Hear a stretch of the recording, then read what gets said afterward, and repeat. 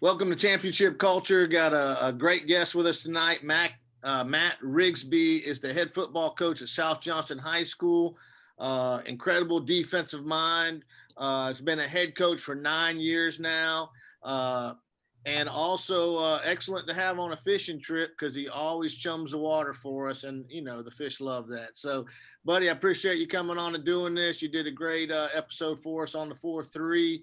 And looking forward to stealing your ideas on how you build a program, how you build culture. You've done it twice now, and I know you you got some secrets that are going to help everybody watching. So I appreciate it, man. Well, thanks for having me. All right, let's jump in it. Question number one: can you give a 1-minute elevator introduction of yourself? 1 minute. Okay, my name is Matt Riggsbee. I'm the head coach of South Johnston. I have a beautiful wife and 2 children, a 6-year-old girl and a almost 1-year-old boy.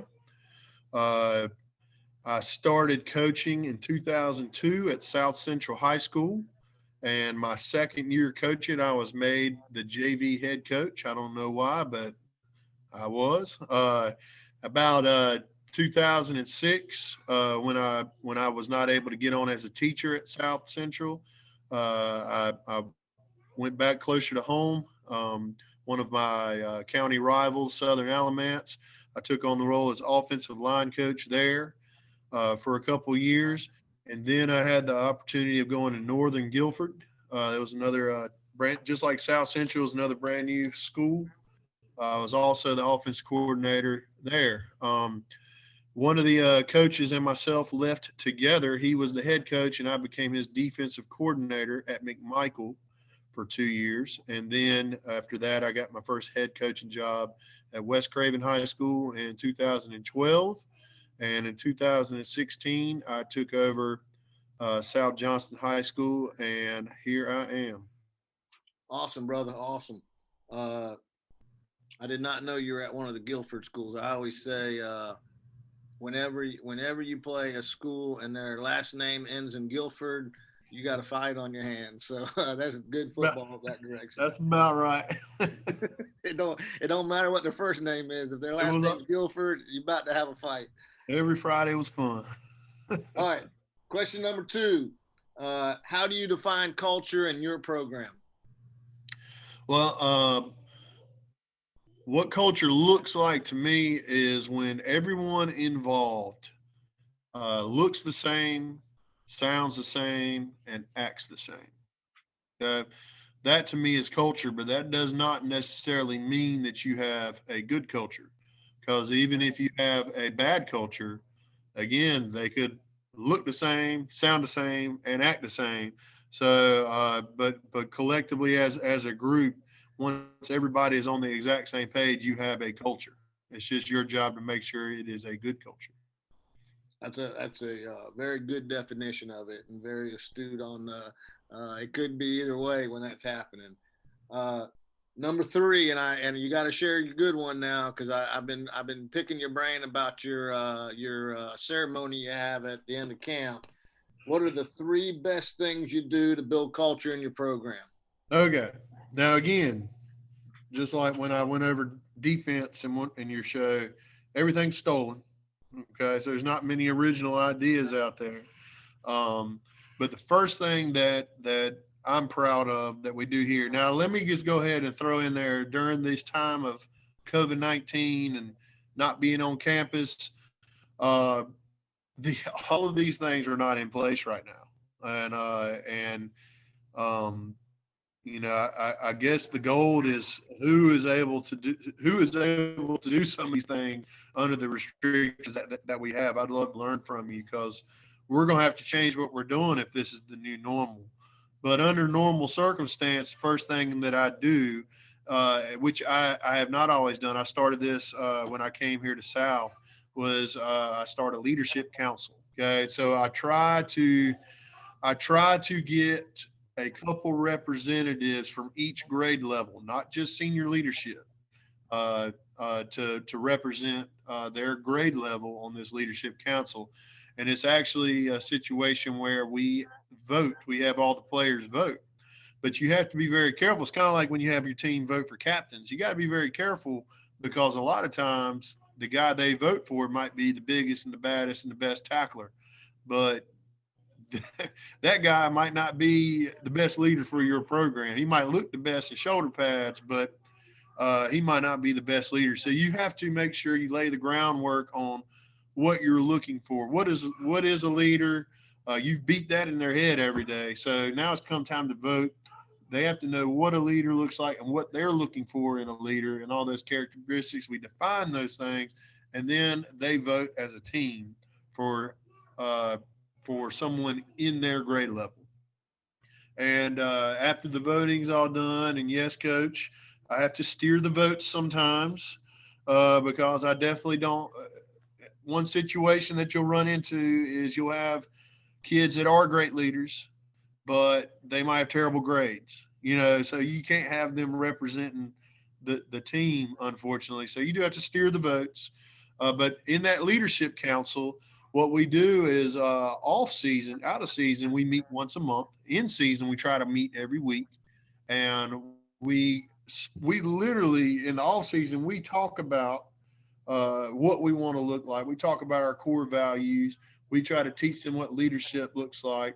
We get guest speakers to come in that to give different perspectives on leadership from the community and how that ties in with football. And then in season, we are literally talking about their teammates when we meet. So it gets very personal. And I make them and the leadership council hold their own selves accountable before we even get to that point of talking about other people.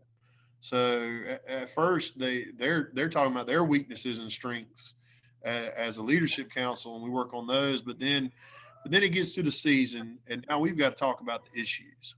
So we'll bring them in, and we will literally name names of people on the team that are struggling, or maybe they've not practicing well, or have a bad attitude or something, and we come up with different strategies to help pull that guy along. We also go over different scenarios of adversity that might come up in these meetings. So we'll go over hypothetical situations and then how to handle that situation. You know, I think that's very important. You hear coaches all the time play the game before the game. Well, we kind of do it that way too. Either situations that might come up during a game or during practice or in the locker room. We go through those things and we talk about how to handle them before they even happen. The second thing that I'm proud of, which I want so bad to do, but I can't get them on campus consistently enough. But we do a competition that lasts the entire off-season semester. So usually the whole spring semester, we have a competition called the Trojan Elite, and we break them into small groups. They usually have maybe 7 or 8 people in their group, and it gives opportunities for different players to learn to be leaders in small group settings.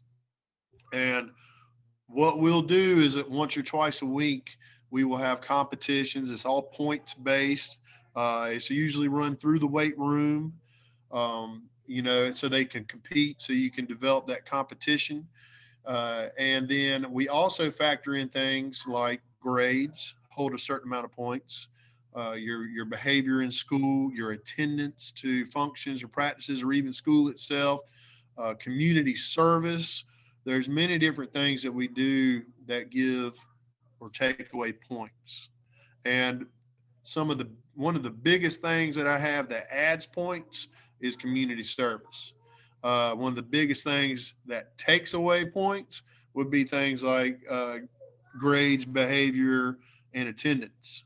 And also we factor in improvement in the weight room. So from their maxes at the beginning of the semester, and every time we remax, and how much that goes, or how much they go up or down, that'll affect their team points. And what we do at the end of the semester, at the end of spring football season in May usually, is we'll have some incentives for them to win this competition.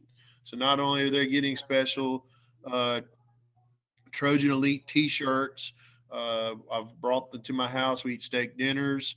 Uh, I guess it's been longer than last year, but before the last season we played, the team that won, we took them to play paintball.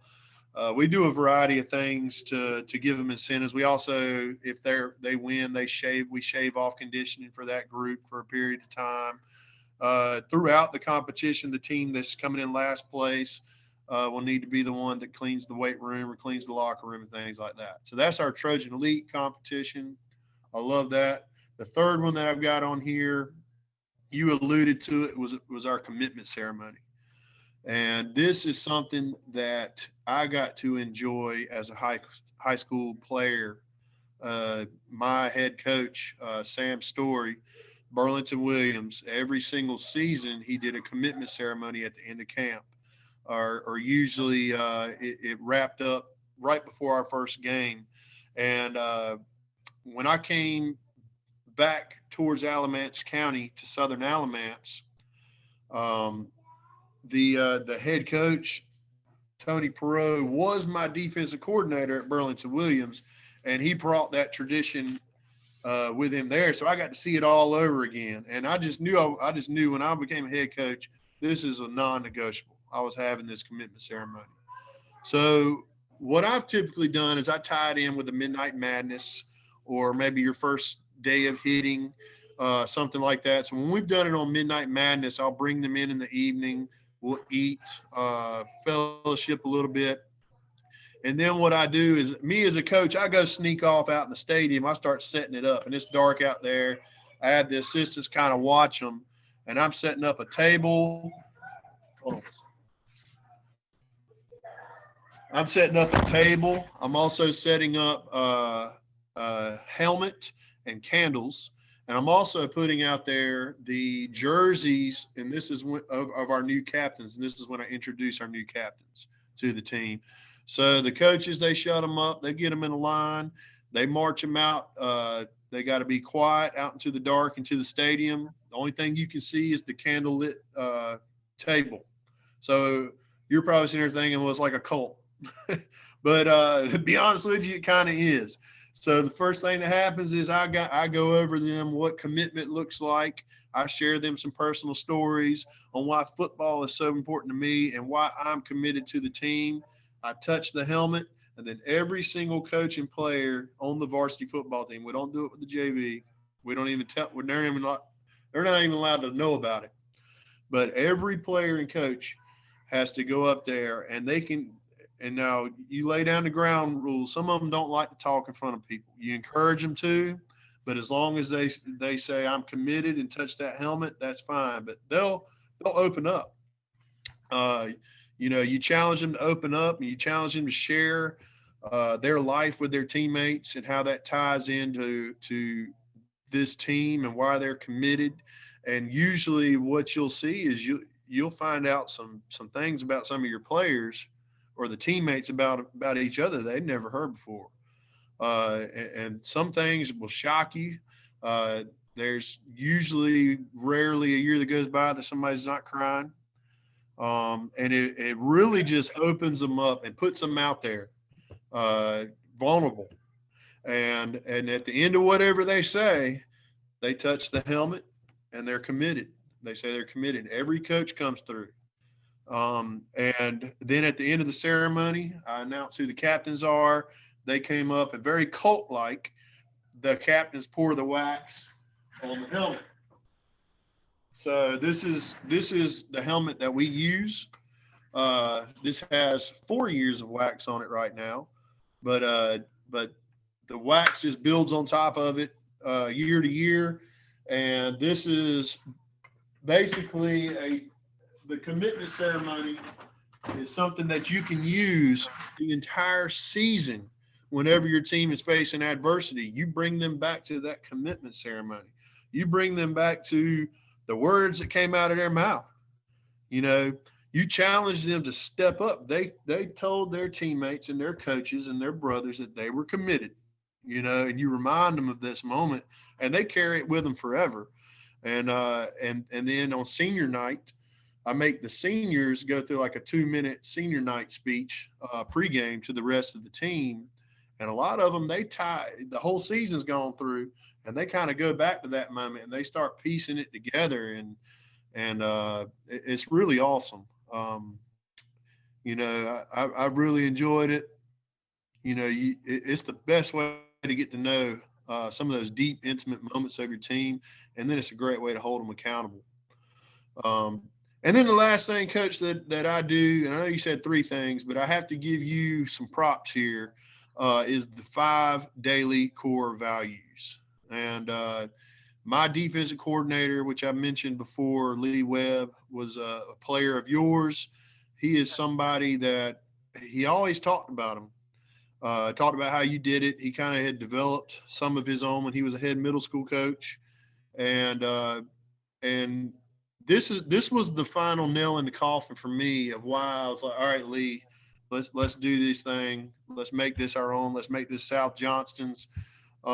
We were at a pregame meal and we had a guest speaker. It was the town manager of Benson, came and spoke to the team at pregame meal. And one of the last things that he said was, "What's the team slogan?" And we had some seniors spoke up, and there was like 3 or 4 different things that they said. There was no identity there when it came to the team slogan. And I took that as, well, there's no identity to our culture other than just do what I tell you to do and try to be a good leader. Because what I had done as a head coach every single year was I tried to come up with a theme and a motto for each year, and I tried to sell them each year. Oh, this is the theme. This is what our team is this year, so this is our motto, and we're going to put it on every T-shirt, and we're going to break it down by saying it. And so those seniors, when that town manager asked them what our team motto was, well, they were saying the 3 different team mottos they had before that season, and it kind of just hit me like, well, we need a cultural identity. So one thing that you've taught a bunch of people, Coach, with the 5 core values, it was a no-brainer for me. So I sat down with Coach Webb. We came up with the 5 that were particular for our school, and each one has its own day of the week, and it gets 5 minutes a day. Whether you're at practice or whatever, at the end or at the beginning, they get to hear 5 minutes about that core value, just like you've taught us. And so we started that last winter. So we've yet to see it pay off through a season because we haven't had that season, but I'm excited to see how it works. Awesome, brother. You did a great job. I've been wanting to get all the details on that ceremony for a long time now. all the guys who coached for me, that was the first thing they came back and told me about, was how powerful that ceremony was each year. Did you start doing one? No, I've been wanting to get all the details, man. I've been waiting for you. Now I got it. I'm ready now. Well, the way you said it, all the guys that coached for you, like where did they experience that ceremony at? All the guys who coached for me, who coach for you now. Oh, I got that. Was the first thing they came back telling me about, was the ceremony. But I was trying to get the details from them, and they weren't 100% sure about the details, so I wanted to get it from you. And now I got it. And it's stole. Consider it stole. Just you got to break down those macho walls, man. Let them cry. That's when the magic works. Well, I'm running late, but we do something similar, but we don't dress it up as good as you. But we have a senior talk each year, and this past season, I had a real good group of seniors, and I pulled them together, and I said, all right, now when we go in this meeting, you guys are each going to talk. But I'm telling you right now, if you cry, it pulls the whole team together. Right. Well, every one of them went in there and figured out some kind of story that would make them cry. And it didn't have the pop, it wasn't, they just decided they had to cry because I told them they had to cry. Were the lights turned down? Did you have the lights off and candle lights? No, we didn't have the bells and whistles like you did. We just had a regular meeting, but because I told them they needed to cry, they all figured out a way to cry. And I was like, no, that's not exactly what I meant. Well, I guess I forgot the most important part of that. I used to tie it in with the first day of hitting or Midnight Madness. As soon as this is over and we've all boo-hooed and now everybody knows the intimate details, well, then we do our very first live hitting drill. of the year, right after that, we flip them lights on and we go smack each other. Well, they're still teary-eyed. They're Yeah. lighting each other up. It means a little more. All right. Number 4. What do you know now that you wish you knew when you first got started? So a 9-year head coaching veteran, if you could talk to the young you, what would you tell yourself? Well, okay. And I'm about to have to take my own advice here, but I wish that when I was an assistant coach, I had a variety of head coaches I worked for. You know, and I wish that I was put in a situation or put in the position to where I would see their version of building culture, more intentionally. Does that make sense? When I was an assistant coach, I was kind of just an assistant coach. Yeah, I had my relationships with my players and my position coach, but my head coaches that I worked for never forcefully pulled me into this culture thing and learned the different strategies and the practices and what exactly they were doing, if they did anything at all. So when I became a head coach, I didn't have these learned practices anymore or at all. What was my focus as a first time head coach? So that was, I need to have a great playbook. I need to have some good practices planned.